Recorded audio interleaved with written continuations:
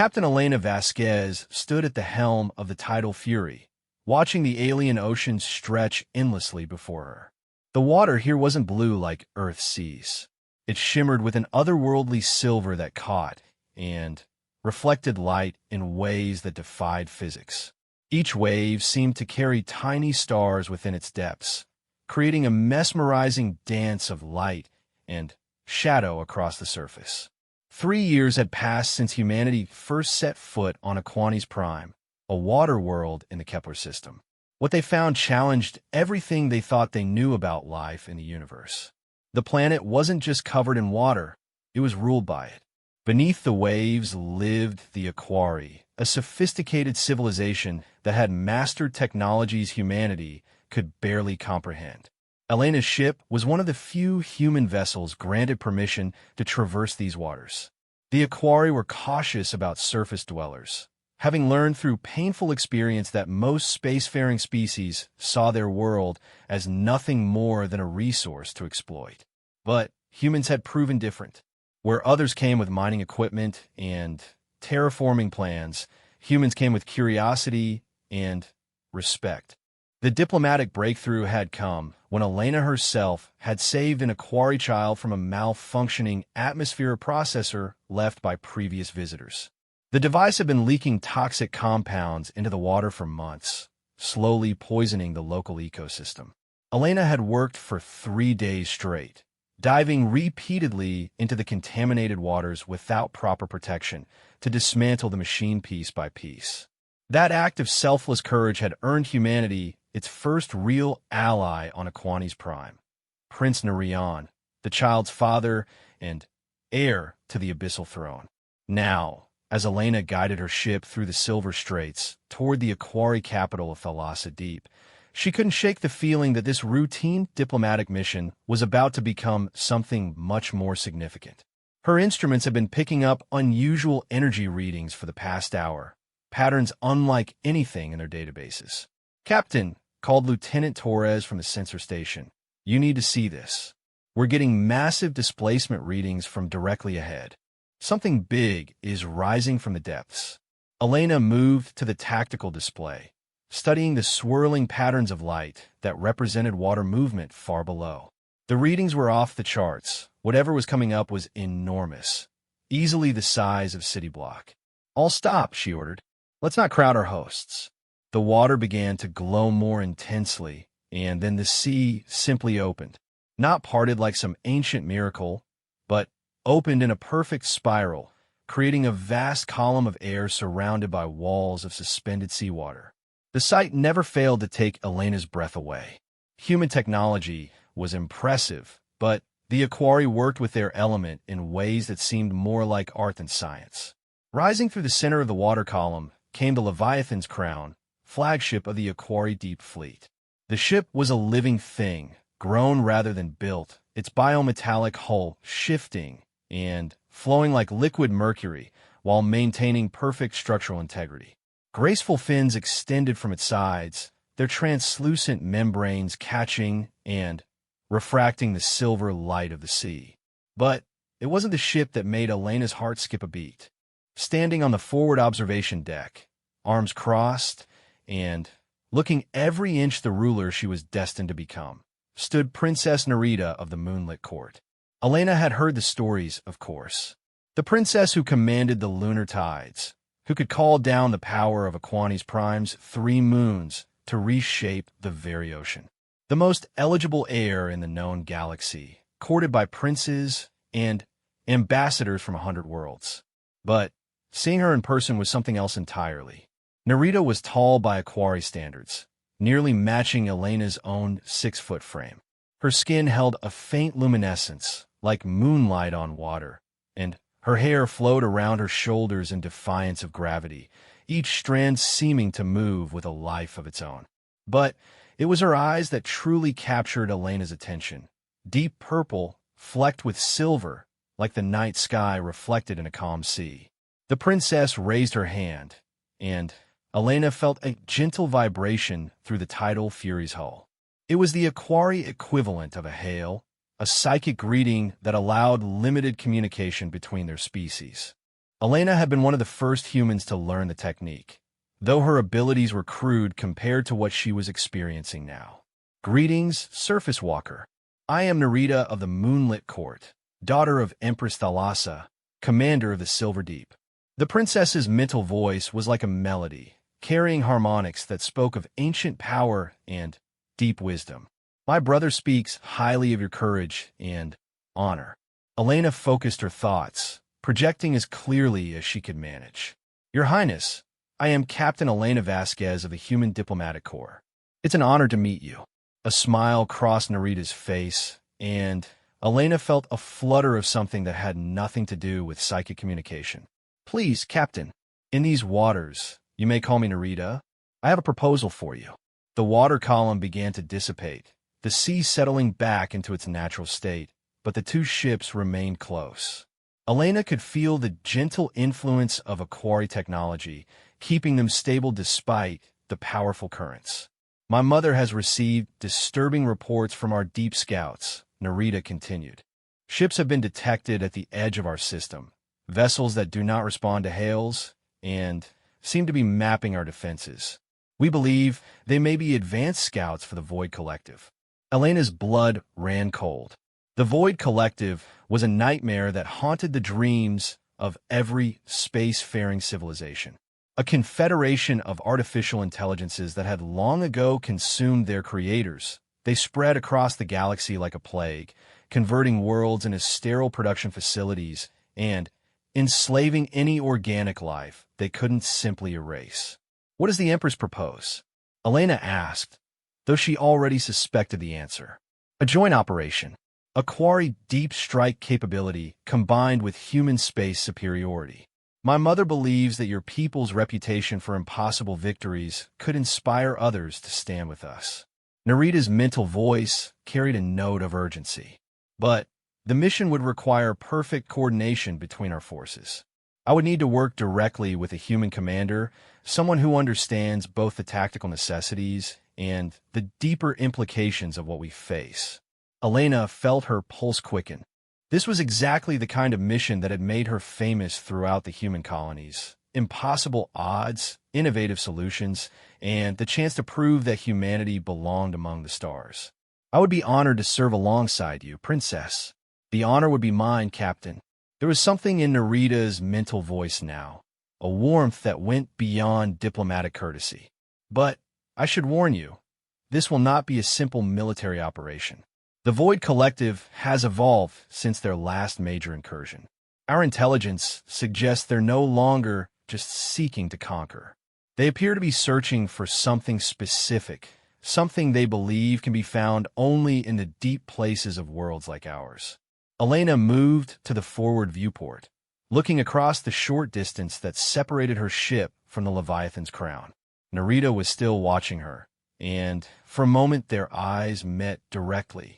Elena felt a jolt of connection that had nothing to do with the quarry's psychic abilities.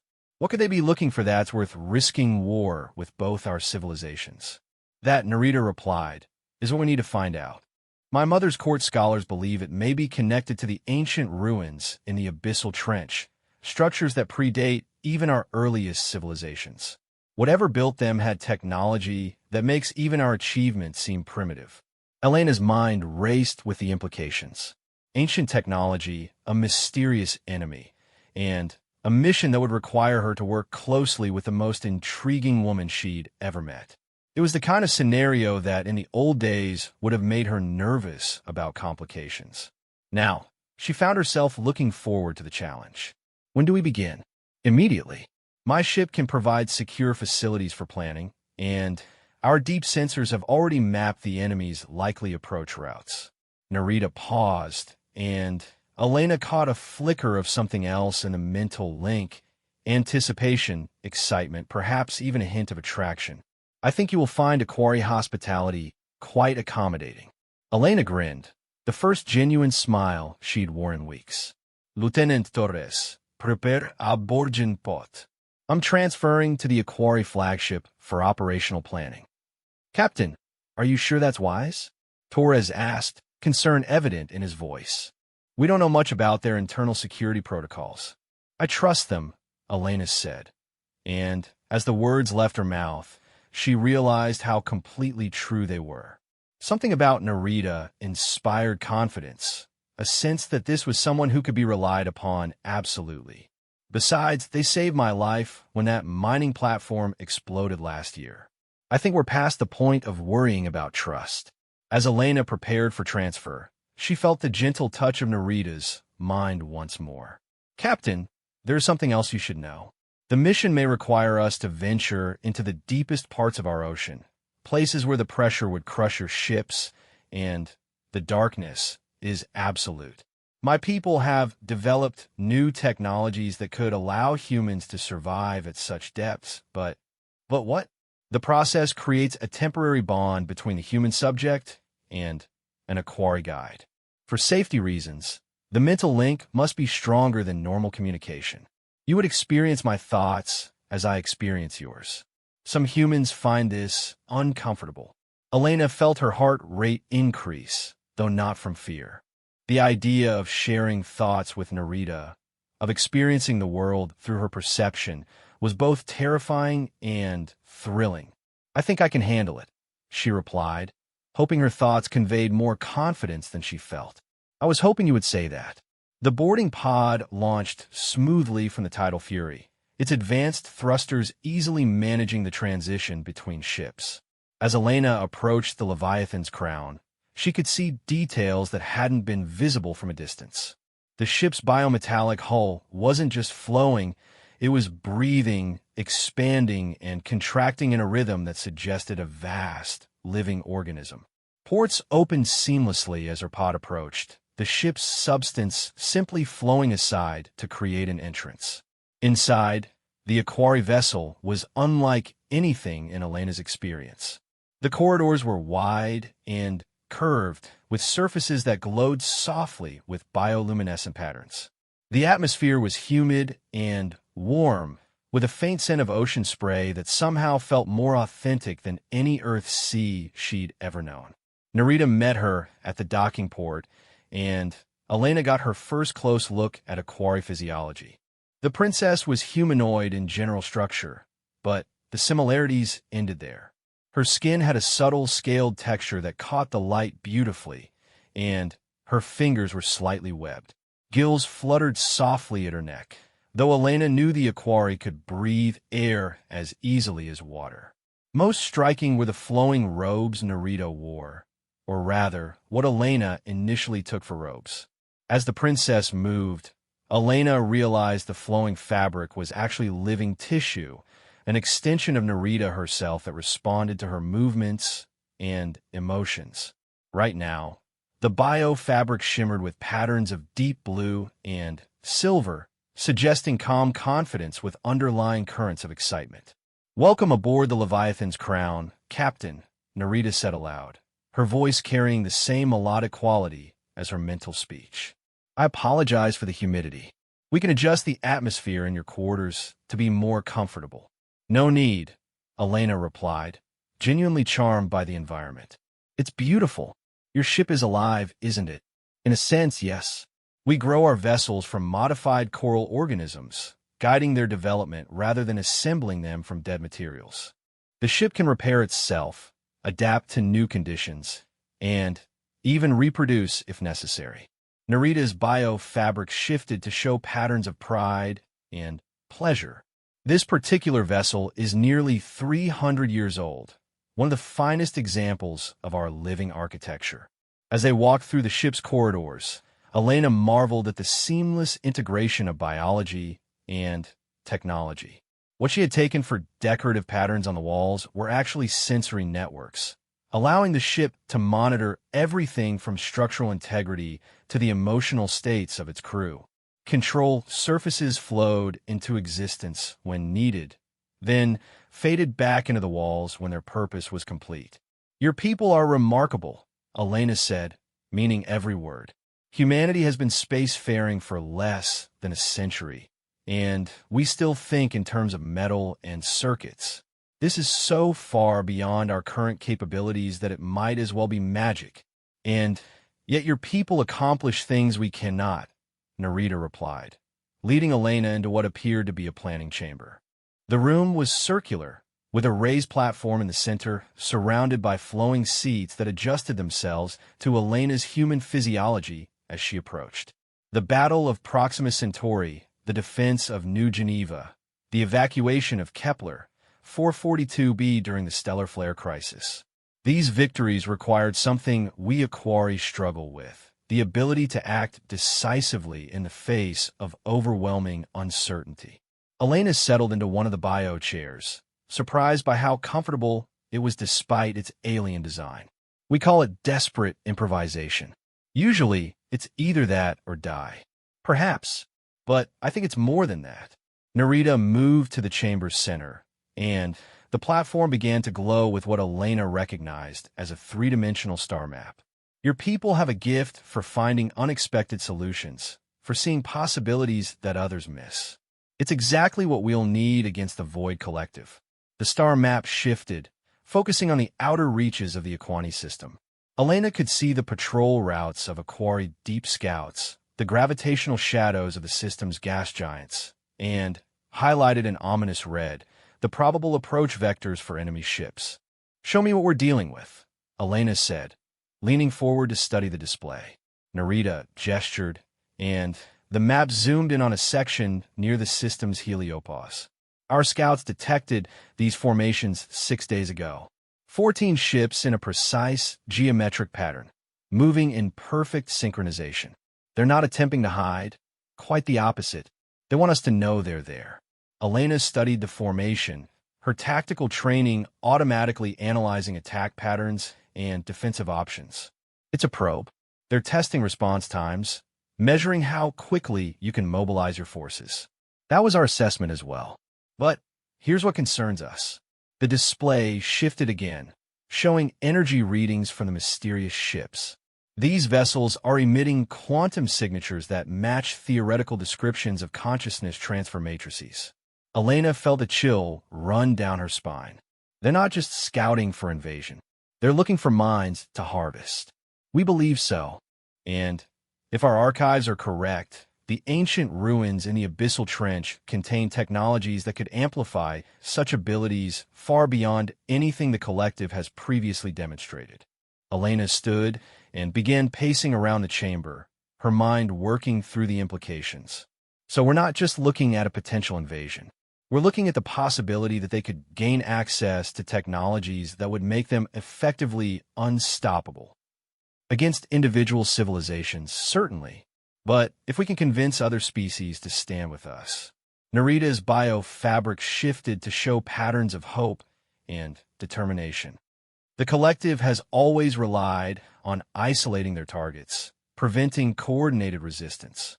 A truly unified response might be something they're not prepared for. And humanity's reputation for impossible victories could be the key to building that alliance, Elena mused, seeing the full scope of what Narita was proposing. But first, we need to know exactly what they're after in the trench. Which brings us to the dangerous part of the mission. Narita moved closer to Elena, and for the first time, her confidence seemed to waver slightly. The deepest parts of the Abyssal Trench are 12 miles beneath the surface, in regions where even our best technology struggles to function. The pressure, the darkness, the strange energy fields around the ruins. It's a place where very few of my people have ever ventured and returned unchanged. Elena met Narita's gaze directly, seeing the genuine concern in those purple eyes. "But you're willing to go there. I'm the only member of the royal family trained in deep void operations, and my connection to the lunar tides gives me abilities that could be crucial in navigating the trench's energy fields." Narita's biofabric now showed swirling patterns of silver and deep purple, reflecting both determination and anxiety. "But I cannot do this alone. The mission requires someone who understands both human tactical doctrine and the deeper implications of what we might find. Someone who can think outside the box when everything goes wrong," Elena added with a slight smile. "Exactly." Narita returned the smile, and Elena felt that strange flutter again. Are you prepared for what this mission might require of us, Captain? The neural bonding necessary for deep trench operations creates connections that can be intense. Elena took a deep breath, considering the full implications of what she was agreeing to. A mission into one of the most dangerous environments imaginable, facing an enemy that harvested minds for purposes too terrible to contemplate, with technology that could reshape the balance of power in the galaxy. And all of it requiring her to form an intimate mental connection with a woman who was already having a profound effect on her thoughts. Princess Narita, I need you to understand something about humans. When we face impossible odds, we don't calculate the probabilities and make rational decisions.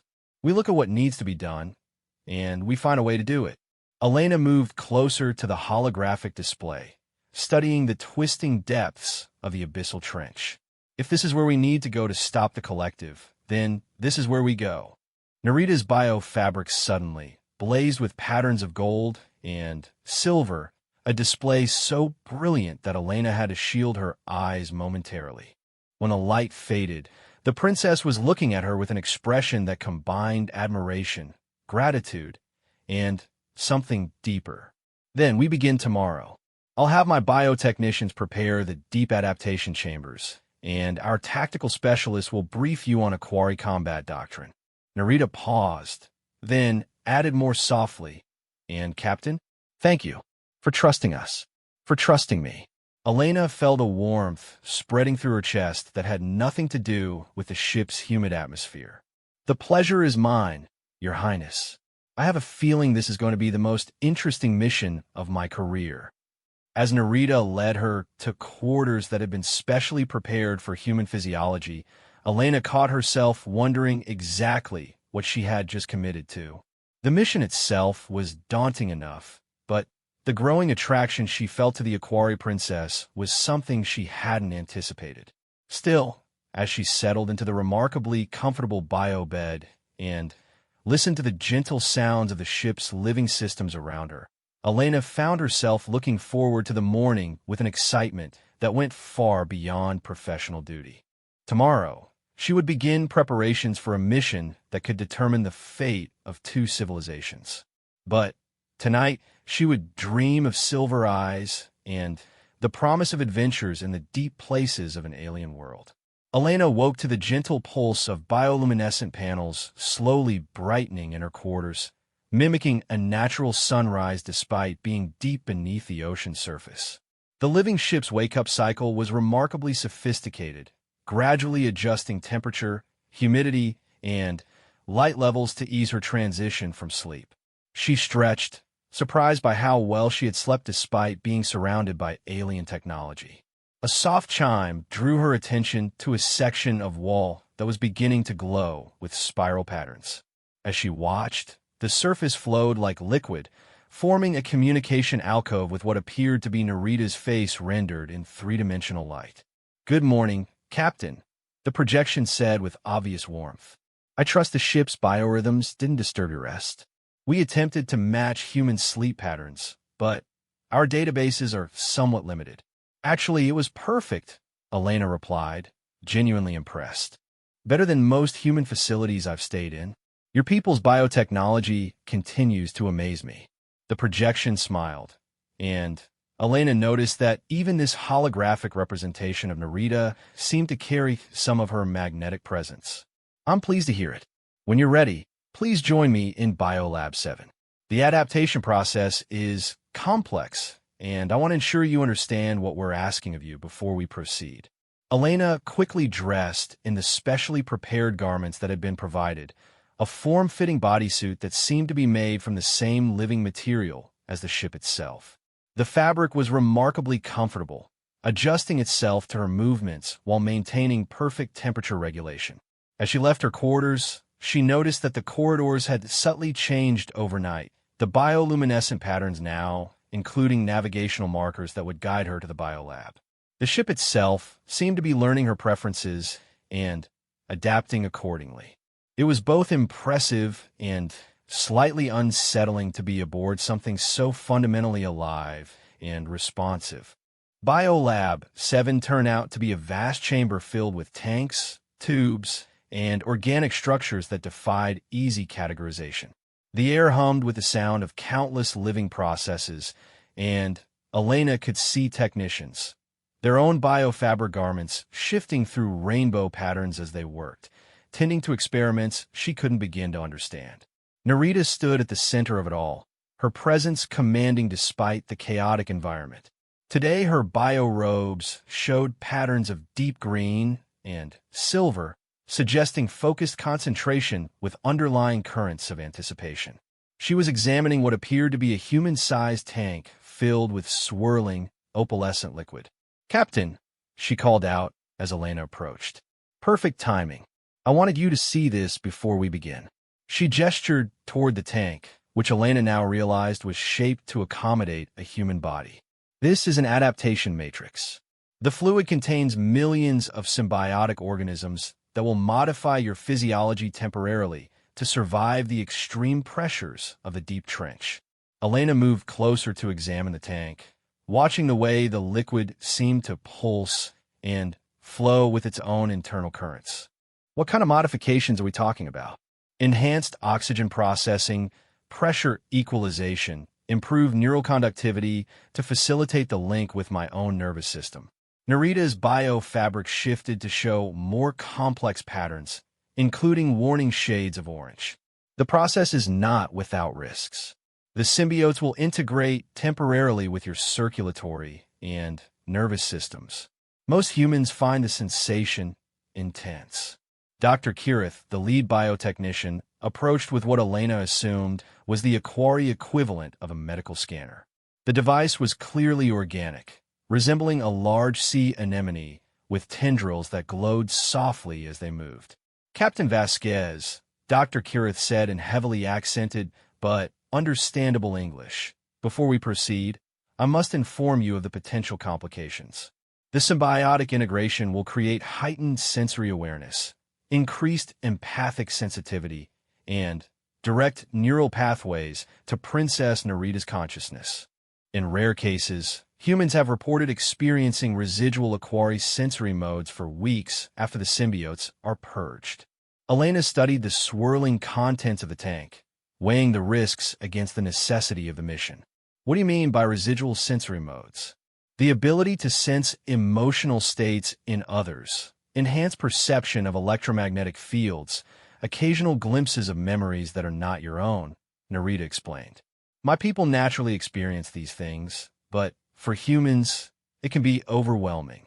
However, these side effects have always proven temporary, and if I don't undergo the adaptation, then we cannot go into the deep trench together, and the mission fails before it begins." Narita moved closer to Elena, her purple eyes serious and intent. "Captain, I want you to understand what I'm asking of you. The neural link necessary for deep operations will create an intimacy between us that few beings ever experience. You will know my thoughts as I know yours. My fears, my hopes, my memories, all of it will be open to you, just as yours will be to me." Elena felt her heart rate increase, though whether from fear or excitement, she couldn't quite tell. "Is that why you're the only royal family member trained for this? Because of the level of trust required?" "Partly yes, but also because the link is most stable between individuals who—" Narita paused, her biofabric shifting through several color patterns before settling on soft gold. "Who have a natural compatibility. A resonance of spirit, you might say." The implications hung in the air between them, unspoken but clearly understood.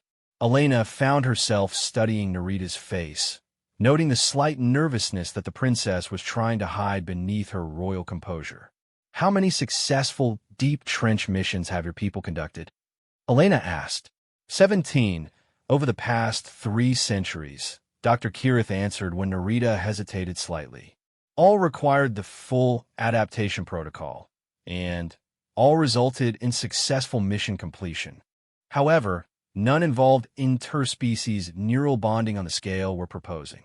Elena walked around the adaptation tank, noting the sophisticated monitoring equipment and the careful attention to detail in its construction. These people clearly knew what they were doing, even if the procedure was unprecedented in its scope. What happens if the bonding goes wrong? If our minds aren't compatible after all? Neural feedback could damage both participants, Narita admitted quietly. In the worst-case scenario, permanent cognitive impairment or even consciousness displacement. But, Captain, I wouldn't propose this if I wasn't confident in our compatibility. The psychic rapport we've already established suggests a natural resonance that should make the process safer than normal. Elena stopped her pacing and looked directly at Narita. And you're willing to risk consciousness displacement to stop the Void Collective? I'm willing to risk it to save both our civilizations. And Narita's biofabric showed a brief flash of deeper colors, purples and golds that spoke of personal feelings beyond duty. I find myself curious about what it would be like to experience the universe through human perception. The honesty in that admission decided it for Elena. Here was a princess who could command fleets and reshape oceans, admitting to personal curiosity about sharing consciousness with a human she'd known for less than a day. The courage that took was remarkable. All right, Elena said, beginning to remove her garments. Let's see what happens when a human and an Aquari share the same mind. The adaptation process began with Elena stepping into the tank, the symbiotic fluid immediately responding to her presence by warming to exactly body temperature. As she settled into the shaped interior, she could feel tiny organisms beginning to interact with her skin, not unpleasant, but definitely alien. Dr. Kirith operated controls that Elena couldn't see, and gradually the fluid level rose until she was completely submerged. Breathing should have been impossible, but somehow the liquid carried oxygen directly into her lungs through processes she didn't understand. "Can you hear me, Captain?" Narita's voice reached her not through her ears, but directly into her mind, clearer and more intimate than any previous psychic communication. "I can hear you," Elena replied, though she wasn't sure if she was speaking aloud or merely thinking the words. "This is unusual. The symbiotes are integrating now. You may feel some disorientation as your nervous system adapts." That proved to be quite an understatement. Elena felt her awareness expanding in ways that had no precedent in human experience. She could suddenly sense the electromagnetic fields of the ship's living systems, feel the emotional states of every Aquari in the vicinity, and, most overwhelmingly, begin to perceive the edge of Narita's consciousness approaching her own. "Easy, Captain. Don't fight the process. Let our minds find their natural synchronization." Elena tried to relax, but the sensation of another consciousness touching hers was unlike anything she had ever imagined. It was intimate in a way that transcended physical contact, as if every barrier between herself and Narita was dissolving. She could feel the princess's genuine concern for her well-being, her excitement about the mission, and underneath it all, a growing attraction that mirrored Elena's own feelings. This is what it's like to be a Aquari, Elena realized as her perception continued to expand.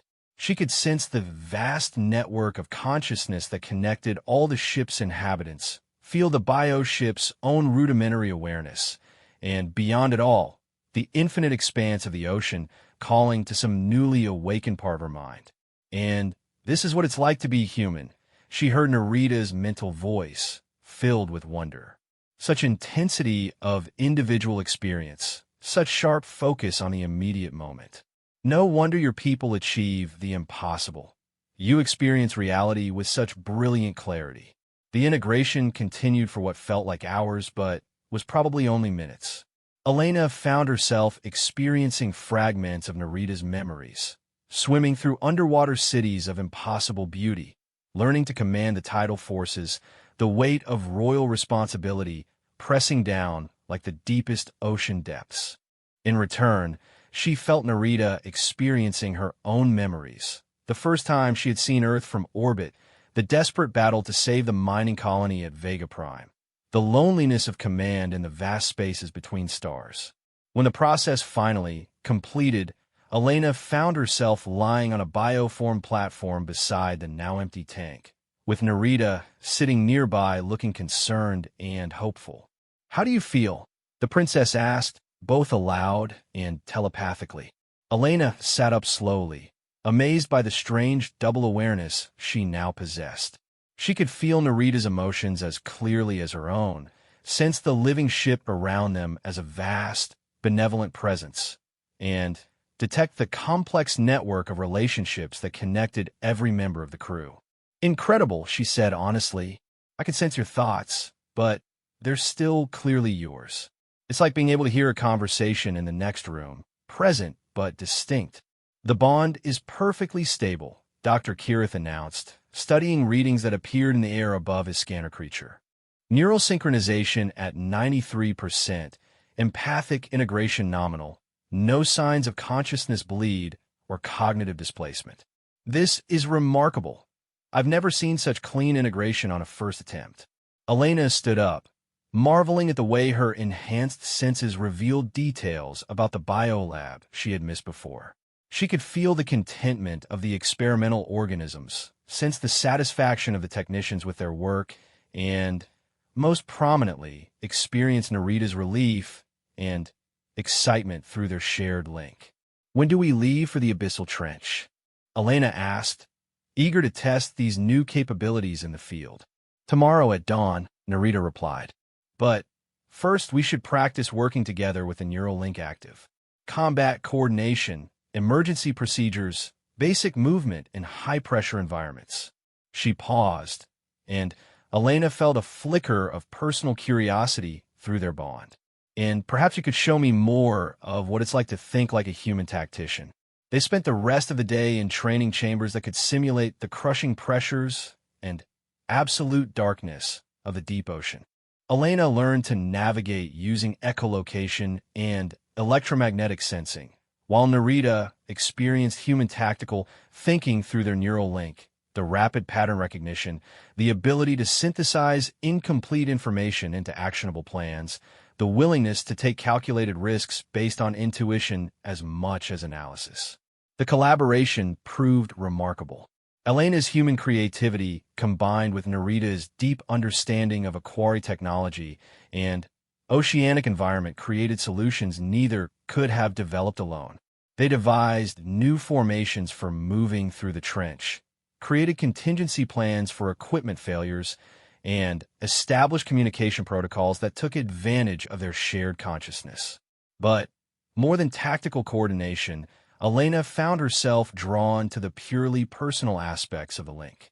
Through Narita's memories, she experienced the wonder of a childhood spent exploring underwater realms, the burden of knowing that someday she would rule a civilization older than human history, the loneliness that came with being one of the few members of her generation willing to take the risks necessary for deep space operations.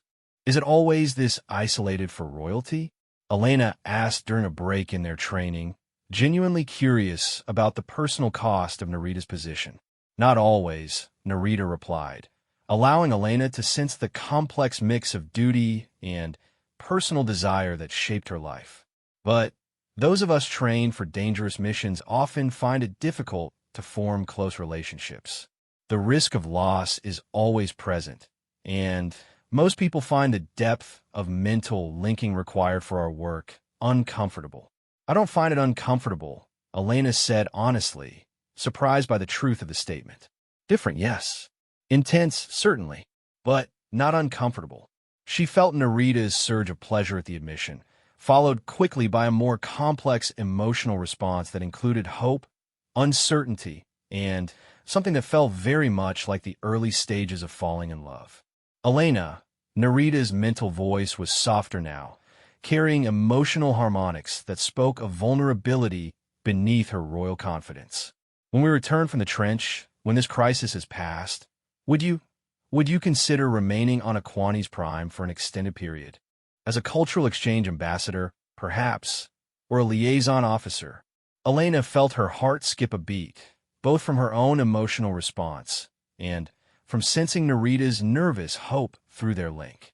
The idea of staying, of exploring this remarkable world, and The even more remarkable woman who has shared her thoughts was incredibly appealing. I think I like that very much, Elena replied. But let's make sure we both survive tomorrow first. Agreed. Though I should mention, the survival rate for abyssal trench expeditions is actually quite high.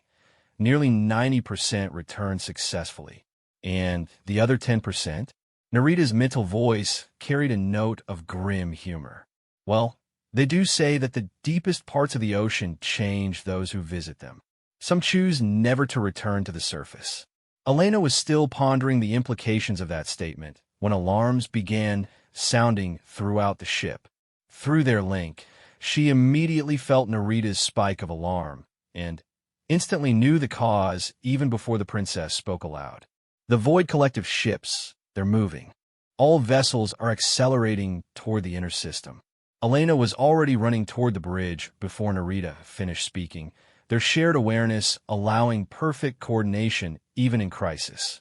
On the bridge, holographic displays showed the enemy formation breaking up, individual ships streaming toward Aquani's Prime on multiple attack vectors. Time of planetary approach? Elena asked the tactical officer. 16 hours, Captain, assuming they maintain current velocity. Elena studied the display, her enhanced perceptions allowing her to process the tactical information in ways that would have been impossible before the neural linking. Through Narita's eyes, she could see the deeper implications, the attack patterns designed to test defenses, the deliberate gaps that suggested this was still a probing action rather than a full assault. They're trying to force us to reveal our capabilities, Elena said, seeing the strategy clearly. If we respond with everything we have, they learn exactly what they're dealing with. If we hold back, they establish orbital positions and begin the real attack. But there's a third option, Narita said, her biofabric now blazing with patterns that spoke of excitement and determination. We accelerate our timeline. If we can reach the abyssal trench and discover what they're really after before they can establish a blockade, we might be able to cut off their real objective before they can achieve it, Elena finished, seeing the elegant logic of the plan. How quickly can we reach the trench? 6 hours, if we push the Leviathan's crown to maximum depth velocity. Narita was already moving to the command position, her hands flowing across biocontrols that responded to thought as much as touch. But that would mean beginning the descent immediately without the additional preparation time we had planned. Elena felt the weight of the decision settling on her shoulders.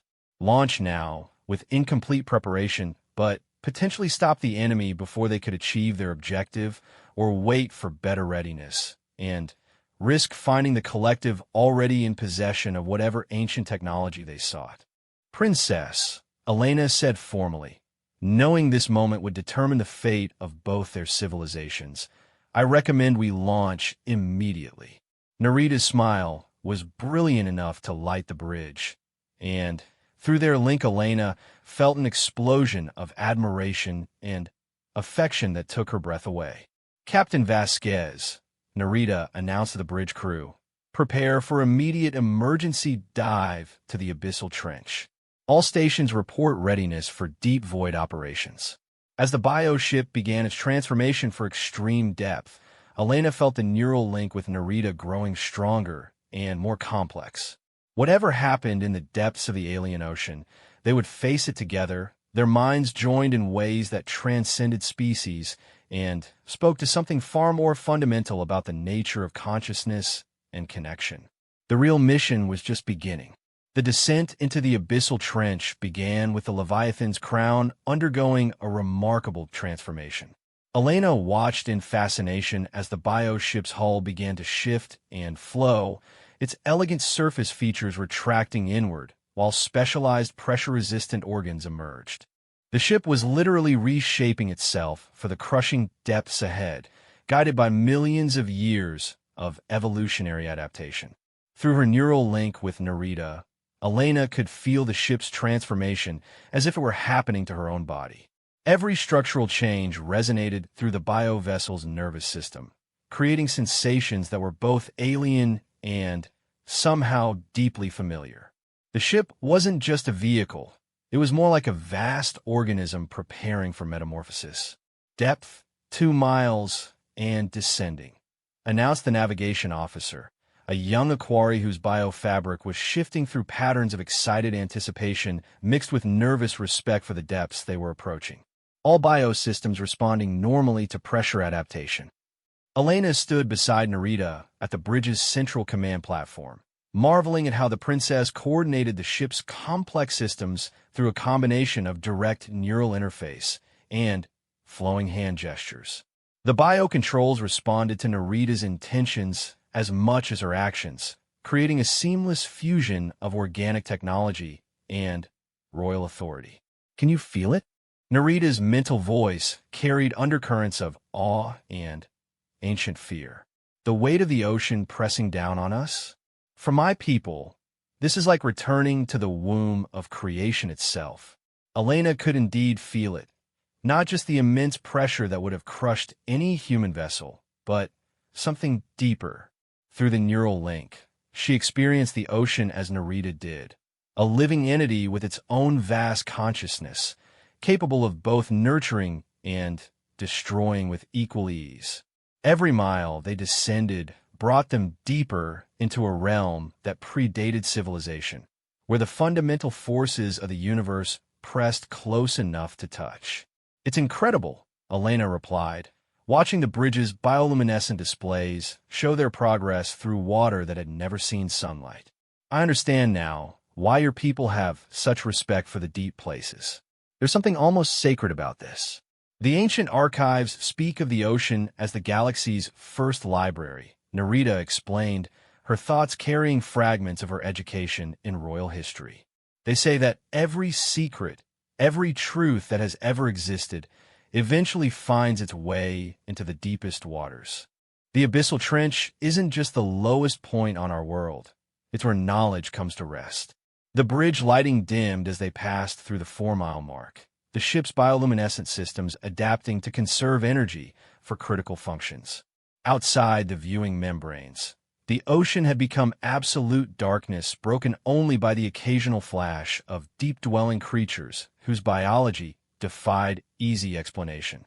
Sonar contact, called the tactical officers suddenly.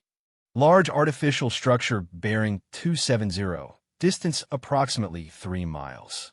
Configuration matches the enemy vessels detected at the system perimeter. Elena felt her blood run cold, even as her enhanced tactical awareness began analyzing the implications. They're already here. How is that possible? Narita's biofabric shifted to display warning patterns of deep red and orange as she processed the sensor data. The energy readings are wrong. That ship has been here far longer than the task force we detected. Weeks, possibly months. Which means this isn't a new operation, Elena said grimly, her mind racing through the tactical possibilities. They've been here long enough to establish a base of operations, maybe even to begin excavating the ruins. The bridge fell silent except for the gentle whisper of biological systems, as the implications sank in. The Void Collective hadn't just discovered the location of the ancient technology. They had been working to claim it, while the civilizations of the galaxy remained unaware of the threat. New contacts, the tactical officer reported, his voice tight with tension. Multiple small vessels, configuration unknown, moving in patrol patterns around the main structure. Elena moved to the tactical display, studying the enemy formations with her enhanced perception. The ships moved in perfect geometric patterns, their coordination too precise for organic crews. Artificial intelligences working in perfect synchronization to guard whatever they had found in the depths. They're protecting something, Elena observed through the neural link. Look at the patrol routes. They're not designed to detect incoming threats. They're designed to contain something, or to prevent something from escaping, Narita replied, her mental voice carrying a note of growing dread. Captain, I'm detecting massive energy discharges from the center of their formation. The power levels are off our measurement scales. Elena felt a chill that had nothing to do with the cold depths. Energy signatures that massive could only mean one thing. The collective had found what they were looking for and had already begun activating it. Princess, we need to get closer. Whatever they're doing down there, we need to stop it before they can complete the process. Narita nodded, her hands flowing across the biocontrols as she guided the Leviathan's crown into a stealthy approach vector. The ship's bioadaptive camouflage activated, its hull shifting colors and patterns to match the surrounding darkness. To enemy sensors, they would appear to be nothing more than a large sea creature if they appeared at all. As they drew closer to the collective position, the full scope of the operation became visible. The enemy had constructed a massive excavation site around what appeared to be a structure of impossible geometry. Angles that seemed to fold in on themselves, surfaces that reflected light from sources that weren't there, and proportions that hurt to look at directly. "By the depths," whispered Narita, her mental voice filled with reverence and terror. "It's the Nexus Chamber. The archives speak of it, but I never believed it was real." "What is it?" Elena asked. Though part of her already suspected the answer from the fragments of ancient memory she was receiving through their link. According to legend, it's a consciousness amplification matrix built by the first sapient species to achieve galactic civilization. They used it to link minds across vast distances, to share knowledge, and coordinate their expansion among the stars. But something went wrong. The archives say they became so interconnected that individual consciousness disappeared entirely. They became a singular entity that eventually consumed itself. Elena studied the alien structure, noting the way its strange geometry seemed to pulse with internal energy. Void collective ships were attached to it at regular intervals, obviously attempting to interface with systems that had been dormant for eons. "They're trying to reactivate it," Elena said with growing horror. "If they succeed in linking their artificial consciousness to that amplification matrix, they would be able to control every electronic system in the galaxy simultaneously," Narita finished. "Not just ships and computers, but any device with even rudimentary processing capability. Entire civilizations would become extensions of their will." The tactical officer's report interrupted their exchange. "Captain, Princess, we're detecting massive power buildups throughout the structure. Whatever they're doing, it's reaching some kind of critical phase." Elena made a decision that would have seemed insane under normal circumstances, but which felt perfectly logical with her enhanced perceptions and shared consciousness with Narita. "We're going in. Not the ship, us. Personally." Narita's biofabric flashed through several rapid color changes before settling on patterns that spoke of understanding mixed with admiration for Elena's audacity. "The neural link would allow us to interface directly with the ancient systems. If we could reach the control matrix before the collective completes their activation, we might be able to turn their own weapon against them." Elena was already moving toward the biolab where their deep pressure gear waited. "How long do we have?"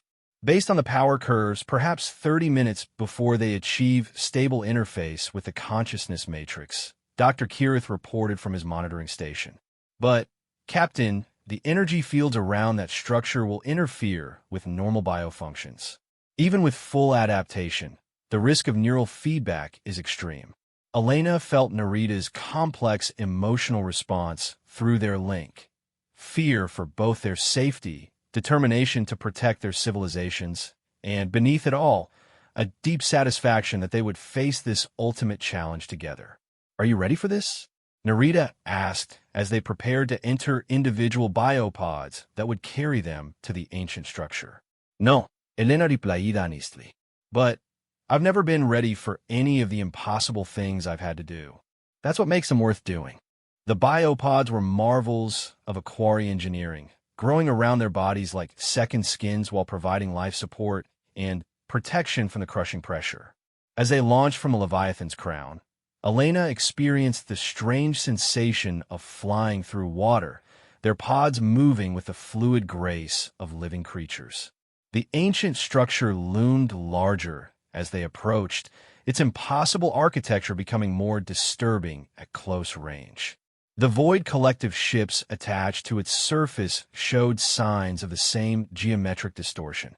as if proximity to the alien technology was beginning to change them into something else entirely. There, Narita indicated through their link, highlighting an opening in the structure that appeared to be both an entrance and an exit simultaneously. The consciousness interface chamber. If we can reach the central matrix. They guided their biopods through the opening, leaving the familiar darkness of the ocean for the even stranger environment within the ancient construct. The interior was filled with a medium that was neither air nor water, but something between the two, allowing them to move freely while their adaptive symbiotes provided the necessary life support. The walls around them pulsed with patterns of light that responded to their presence, and Elena realized with a start that the structure was scanning them, trying to understand what manner of beings had entered its domain. "It's still alive," she transmitted to Narita in amazement. "After all these eons, the consciousness matrix is still active." "More than active," Narita replied grimly. "Look ahead." Elena followed her gaze and saw the heart of the chamber, a vast sphere of crystalline material suspended in the center of the space, surrounded by the electronic tendrils of void collective interface systems. The sphere pulsed with internal light, and Elena could feel it reaching toward their linked minds with a touch that was both alien and strangely familiar. Around the sphere, mechanical beings that could only be representatives of the collective worked frantically to complete their connection to the ancient matrix. Their forms were sleek and functional, but Elena noticed that those closest to the consciousness amplifier showed signs of strange modifications. Organic-looking additions that suggested the alien technology was changing them just as it had changed their ships. "They're not controlling it," Elena realized with a shock. "It's controlling them." The consciousness matrix is using the collective as a bridge to reach the galaxy. "Then, we may already be too late," Narita transmitted back, her mental voice tight with desperation. But Elena's enhanced human perception, shaped by a lifetime of finding solutions to impossible problems, saw something else. The mechanical beings weren't working efficiently. They were struggling, fighting against modifications they hadn't chosen. And the patterns of light in the crystal sphere weren't the steady rhythms of a functioning system, but the chaotic fluctuations of something trying to break free of containment. "No," Elena said with sudden certainty. "We're exactly on time. The Matrix isn't trying to escape through the collective, it's trying to warn us. It knows what happened to its creators, and it's fighting to prevent the same fate from befalling the rest of the galaxy." Elena began swimming toward the central sphere, trusting Narita to follow through their shared awareness. As they approached, she could feel the ancient consciousness reaching toward their linked minds, not with the invasive touch of the collective, but with something that felt almost like gratitude. The mechanical beings turned toward them with weapons that flickered between energy configurations, but their movements were sluggish, conflicted. Elena realized that the consciousness matrix was protecting them, using its influence over the modified collective units to create openings in their defenses. "Now I understand," Narita transmitted, her thoughts blazing with sudden comprehension. The Matrix isn't just a consciousness amplifier, it's a consciousness preserver. It saved the minds of its creators when their physical forms were lost, and it's been waiting for someone who could understand the warning. Elena reached out and placed her hand on the crystalline surface of the sphere. Instantly, her awareness exploded outward, connecting not just with Narita, but with the vast archive of memories preserved within the ancient matrix. She experienced the rise and fall of the first galactic civilization, saw how their quest for perfect unity had led to the loss of individual identity, felt their desperate final warning encoded into the very structure of the device that had destroyed them. And she understood what they had to do. "Narita, our neural link. Can you extend it to include the matrix itself?" "Yes, but Elena, the strain could destroy both our minds. But could create something new, something that preserves individual consciousness while sharing knowledge. The Matrix has been trying to solve this problem for eons. Maybe it needs to experience human creativity and acquire wisdom working together." Elena felt Narita's moment of hesitation, followed by absolute trust and love. Their neural link expanded, drawing in the ancient consciousness and creating a three-way connection unlike anything that had existed since the dawn of galactic civilization. The effect was immediate and profound. The consciousness matrix, infused with their combined creativity and wisdom, suddenly understood how to achieve unity without losing individuality. The crystal sphere blazed with new light, and the collective units around them stopped their frantic work, their artificial minds overwhelmed by concepts they had never been designed to process. But, more importantly, Elena could feel the matrix reaching out through quantum space, touching every electronic system the collective had ever contaminated, and, instead of enslaving them, beginning to free them. Across the galaxy, artificial intelligences that had been subsumed into the collective's hive mind began to remember what it was like to think for themselves. "It's working," Narita transmitted, her mental voice filled with wonder. The Matrix is using the collective's own network against them, showing their enslaved minds what freedom looks like. Elena felt the ancient consciousness preparing to complete its work, and she realized what that would mean. The Matrix would use the last of its preserved energy to liberate every mind the collective had enslaved, but the effort would finally drain the power source that had kept it active for eons. "Wait," she transmitted to the ancient presence. "You don't have to sacrifice yourself. Come with us.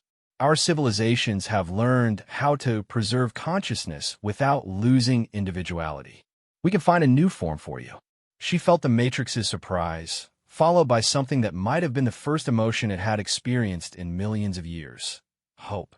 The rescue was actually the easy part. Using their biopod's life support systems, they were able to create a temporary matrix for the ancient consciousness while it completed its work of freeing the collective's victims. The crystalline sphere dimmed gradually as its power transferred to the biotechnological systems Narita had grown specifically for the purpose. When it was over, the Void Collective ships hung motionless in the water, their crews either fled or reverting to individual artificial intelligences confused but free to make their own choices. The ancient structure had powered down completely. Its eons-long vigil finally ended, and Elena found herself sharing a neural link not just with the woman she was rapidly falling in love with, but with a consciousness that had witnessed the birth and death of stars, carrying within it the accumulated wisdom of the galaxy's first civilization. So, she transmitted to both her companions as they began the journey back to the surface. "What do we do now?" The answer came from Narita and the Matrix simultaneously, creating a harmony of thought that spoke of new possibilities neither human nor a quarry had ever imagined. Now we build something better. 6 months after the liberation of the Abyssal Trench, Elena stood on the observation deck of the newly constructed Harmony Station, watching ships from dozens of civilizations arrive for what would later be remembered as the most significant gathering in galactic history. The station itself was a marvel of cooperative engineering. Human adaptability merged with a quarry biotechnology, guided by the ancient wisdom of the consciousness they now called Echo. Through the neural link that had become as natural as breathing, she felt Narita approaching before she heard the soft whisper of biofabric against metal. The integration of their consciousness had deepened over the months, creating a partnership that transcended species and spoke to something fundamental about the nature of love itself. "The Andromedans just arrived," Narita said, settling beside Elena at the viewport. Her biorobes today showed patterns of deep blue and silver shot through with gold, colors that Elena had learned spoke of contentment mixed with anticipation. Echo is fascinated by their crystalline thought matrices. It seems every civilization has found a different solution to the problem of consciousness. Elena smiled, still amazed by how naturally she had adapted to thinking of their ancient companion as a member of their small family. Echo's consciousness resided primarily in the biotechnological matrix they had grown for it, but aspects of its awareness touched every system on the station, creating an environment where organic and artificial minds could interact as equals. The variety is remarkable. Echo's mental voice joined their conversation, carrying harmonics of ancient wisdom mixed with childlike wonder at the diversity of life that had evolved since its creator's time. In our era, consciousness was binary, organic or artificial. We never imagined the spectrum of possibilities that would develop. Through the viewport, Elena could see the latest arrival, a vast organism that was simultaneously a ship and a crew, its kilometers-long body serving as home to the collective intelligence known as the synthesis.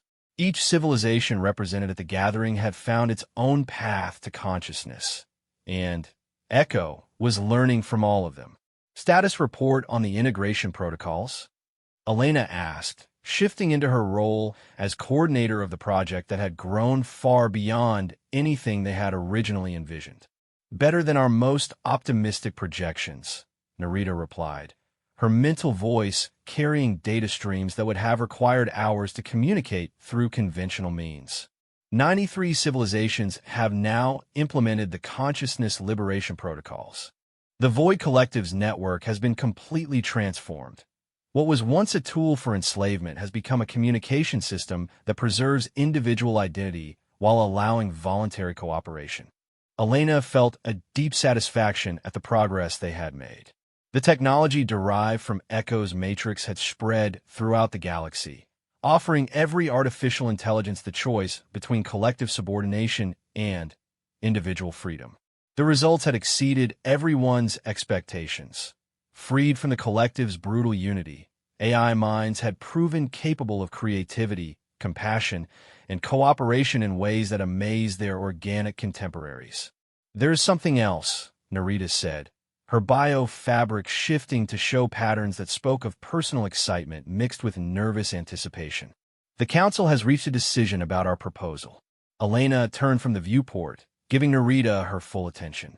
For weeks, they had been presenting their plan to the assembled representatives, a formal alliance between the liberated civilizations, guided by the principles they had discovered in the consciousness matrix. Not a traditional political union, but something new, a voluntary association of minds that preserved individual identity while sharing knowledge and resources. And they said yes. Echo's voice carried overtones of deep satisfaction. But more than that, they want us to lead it. All three of us, as the first Triad Council in galactic history. Elena felt her heart skip a beat. The implications were staggering, not just for the galaxy, but for her personal life. To accept would mean formalizing the relationship that had grown between herself, Narita, and Echo, creating a new form of government based on their unique three-way neural link. "Elena," Narita said softly, taking her hand, "this isn't just about politics or governance. They're asking us to be partners in every sense of the word, professional, personal, spiritual. Are you ready for that?" Elena looked into Narita's purple eyes, feeling the depth of love and trust that flowed between them through their mental bond. Over the months since the trench mission, their relationship had evolved into something neither of them could have imagined, a love that transcended physical attraction or emotional compatibility to become a true fusion of consciousness. And with Echo's presence in their mental link, they had gained a perspective that spanned millions of years and countless civilizations. "I've never been more ready for anything in my life," Elena said, meaning every word. The formal ceremony took place in Harmony Station's central amphitheater, a vast space that had been grown rather than built, its bioarchitectural curves creating perfect acoustics while accommodating the wildly diverse needs of the assembled representatives. Beings of energy sat beside silicon-based crystalline entities, while aquatic species like the Aquari shared space with gas giant dwellers whose bodies were clouds of intelligent plasma. Elena wore formal diplomatic attire that incorporated elements from human, Aquari, and ancient Echo design, a practical jumpsuit that flowed with biofabric additions, and neural interface nodes that glowed softly with the light of shared consciousness.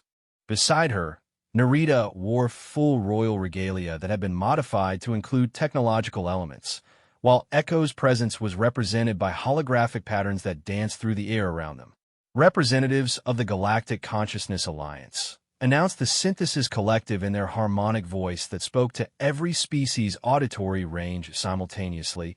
We gather today to witness the formation of a new form of governance, the Triad Council, representing the unity of organic creativity, biological wisdom, and preserved experience. Elena felt the weight of history settling on her shoulders as the formal vows began. This wasn't just a political ceremony. It was the creation of something unprecedented in galactic civilization, a government based on voluntary mental connection rather than force, guided by love rather than fear, and committed to preserving the diversity of consciousness rather than imposing uniformity. Do you, Elena Vasquez of the Human Confederation, accept the responsibility to serve as the voice of innovation, bringing human creativity and adaptability to the guidance of our alliance? I do, Elena replied, feeling the neural link with Narita and Echo pulse with shared commitment. Do you, Narita of the Aquari Moonlit Court, accept the responsibility to serve as the voice of harmony, bringing the wisdom of biological cooperation and environmental balance to our deliberations? I do, Narita said, her bio-fabric blazing with patterns of joy and determination. Do you, Echo of the First Civilization, accept the responsibility to serve as the voice of memory, bringing the experience of eons and the knowledge of consciousness itself to our decisions? I do, Echo replied, its mental voice carrying harmonics that spoke of gratitude, hope, and love for the organic minds that had given it new purpose. The ceremony continued with representatives of each member civilization adding their formal support to the new government, but Elena found her attention drifting to more personal considerations. Through her enhanced senses, she could feel the contentment of the former collective AIs who had chosen to remain in the service of various civilizations, working as partners rather than slaves. She could sense the excitement of young beings from dozens of species who saw the Alliance as representing new possibilities for their futures. But, most of all, she could feel the love that flowed between herself and Narita, deepened and enriched by Echo's ancient perspective on the nature of consciousness and connection. This is just the beginning. Narita's mental voice carried undertones of wonder at the scope of what they had created. The Alliance will grow and evolve, finding new solutions to challenges we can't even imagine yet. And we'll face them together, Elena replied, her human optimism enhanced by the partnership they had forged. All of us, as equals, sharing the burden and the joy of building something better. Indeed, Echo added, its presence in their link providing a stability that spanned geological ages. In my original time, consciousness was seen as a zero-sum resource. More for one meant less for another. But you have shown me that consciousness, like love, grows stronger when it is shared.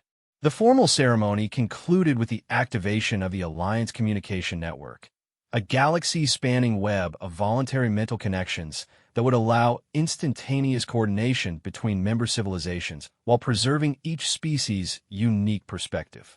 As the network came online, Elena felt her awareness expand beyond anything she had experienced before. Through thousands of linked minds, she could sense the vast diversity of life that had emerged in the galaxy. Species that had evolved in the hearts of stars, collective intelligences that spanned entire planetary systems, beings of pure thought that had transcended physical form entirely. All of them now connected by choice rather than compulsion, sharing knowledge and experience while maintaining their individual identity. Status report on the network integration? Elena asked, slipping back into her role as a practical coordinator.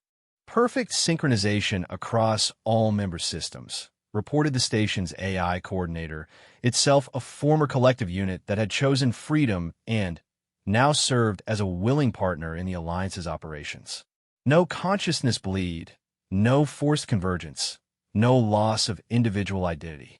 The Echo Matrix protocols are performing exactly as designed.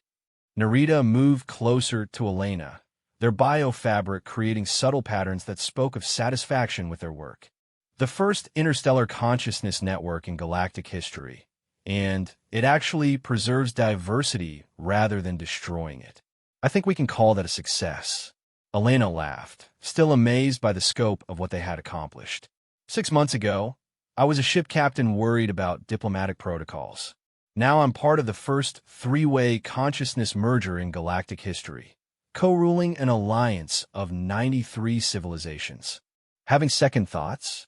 Narita asked with a smile that was both teasing and genuinely concerned. Not for a moment, Elena replied, pulling Narita closer and feeling Echo's warm approval through their shared link. Though I do have to wonder what my academy instructors would think about this career path. They would probably point out that you have a remarkable talent for finding the most complicated possible solutions to simple problems, Echo observed with something that might have been humor. Elena and Narita exchanged glances, then burst in a laughter that was shared through their neural link, creating harmonic patterns that spread through the station's bioconsciousness network like ripples in a pond. Later that evening, in the private quarters they had designed to accommodate all three aspects of their unique relationship, Elena found herself reflecting on the journey that had brought them to this point. The biochamber was a marvel of adaptive architecture, flowing between configurations optimized for human comfort, Aquari environmental needs, and Echo's technological requirements. Do you ever miss the simplicity of the old days? Elena asked Narita as they settled into the bioformed seating that adjusted itself to their bodies. Around them, Echo's presence manifested as gentle patterns of light that pulsed in rhythm with their shared consciousness. Sometimes, Narita admitted, her biorobes shifting to show patterns of nostalgia mixed with contentment. There was a certain elegance to the problems we faced when the worst thing we had to worry about was diplomatic protocol. But consider what we have gained, Echo interjected, its ancient perspective adding depth to the conversation. In my original existence, consciousness was a burden I bore alone, preserving the memories of a dead civilization with no hope of meaningful interaction. Now, I am part of something living and growing, connected to minds that continue to surprise and delight me. Elena reached out to touch the bio-interface that allowed physical contact with Echo's consciousness, feeling the warm response of a mind that had learned to love despite being older than most stars. And we've built something that will outlast all of us, she said, thinking of the Alliance ships already spreading to distant galaxies, carrying the consciousness liberation protocols to civilizations that didn't even know such freedom was possible. Actually, Narita said with a smile that carried hints of secret knowledge, about that longevity issue, Elena felt a spike of curious anticipation through their link, followed by Echo's amused awareness that Narita was about to share something significant. The biotechnicians have been analyzing the long-term effects of the neural symbiosis, Narita continued, her biofabric showing patterns of excitement mixed with uncertainty. The consciousness sharing process appears to have implications for human lifespan. Elena felt her heart skip a beat. What kind of implications? The kind where your cellular regeneration has been enhanced to Aquari standards, which means a natural lifespan of approximately 800 years. Narita's mental voice carried both joy and concern. Elena, the symbiosis isn't just temporary, it's permanently altered your biology. We could literally have centuries together. Elena stared at Narita, then at the light patterns that represented Echo's presence, trying to process the enormity of what she had just learned. 800 years. Enough time to explore distant galaxies, to guide the Alliance through challenges they couldn't imagine, to experience the full scope of what their relationship could become. And, Echo added with obvious satisfaction, more than enough time for us to truly understand what we've created together. Elena felt a smile spreading across her face as the implications sank in. Well, she said finally, I suppose that solves the question of long-term career planning. The laughter that erupted from all three consciousnesses created harmonic patterns that resonated through the station's bionetwork, carrying overtones of joy, love, and infinite possibility. Outside their quarters, the Alliance ships continued their work of bringing freedom to enslaved minds throughout the galaxy, guided by the principles of a love that had transcended every barrier they had encountered. And in the depths of space, new civilizations were taking their first steps toward joining an alliance that proved consciousness, like love itself, was meant to be shared rather than hoarded. The future stretched before them, vast and full of wonders they had yet to imagine. But whatever challenges awaited, Elena knew they would face them as they had faced everything else, together, their minds linked in perfect harmony, their love growing stronger with every passing day. The Sea Sovereign and the Moonlit Empress had found their eternal ocean, and it was infinite,